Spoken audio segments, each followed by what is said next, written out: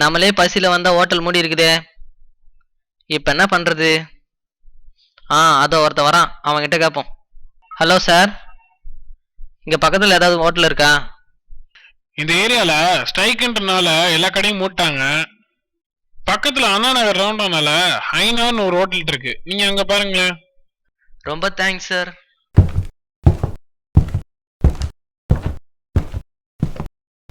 ஓ, இதுதான் அந்த ஐநா ஹோட்டலா? ஹோட்டல் ரொம்ப பெருசாக இருக்கு, காசு அதிகமாகுமோ? என்ன ஹோட்டலே காலியாக இருக்கு? நம்மக்கிட்ட காசு வேற கம்மியாக இருக்குது, அளவாக தான் சாப்பிட்ணும். வணக்கம் சார், என்ன சாப்பிட்றீங்க? ஒரு தக்காளி சாதம் போதும். பார்த்தாலே நல்லா இருக்குது, சீக்கிரம் சாப்பிட்ருவோம்.